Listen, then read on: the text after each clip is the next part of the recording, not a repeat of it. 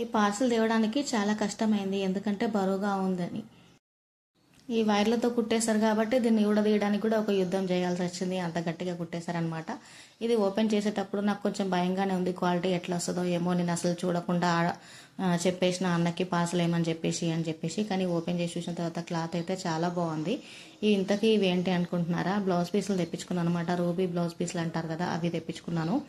ఎండాకాలంలో కొంచెం పెద్దవాళ్ళు వేసుకుంటారు, అలాగే లైనింగ్స్ కోసం కూడా వాడుకోవచ్చు అని చెప్పేసి తెప్పించనమాట.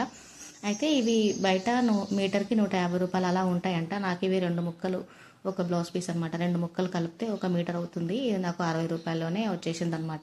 ఇంకా వాళ్ళు కొనుక్కుంటారు, కొంచెం గిరాకీ ఉంది, వీటికి డిమాండ్ ఉందని చెప్పేసి తెప్పించుకున్నాను అనమాట. ఈ అన్నకి నిజంగా దండం పెట్టాలి, ఆంధ్రాలో ఉంటారు వాళ్ళు. నేను ₹1 పే చేయకముందే కార్గోలో పార్సల్ వేసిన తర్వాత ఎల్లారు కూడా పంపించేసి అప్పుడు ఫోన్ చేశారనమాట. అమ్మ పార్సల్ వేసేసాను, వచ్చిన తర్వాత ఫోన్ చేయమ్మా తీసుకో అని చెప్పేసి చెప్పారనమాట. నాకు మస్తు మంచిగా అనిపించింది, అలాగే నాకు కొంచెం ఏదోలా అనిపించింది అని చెప్పేసి రాత్రే మనీ అయితే వేసేసిన అనమాట.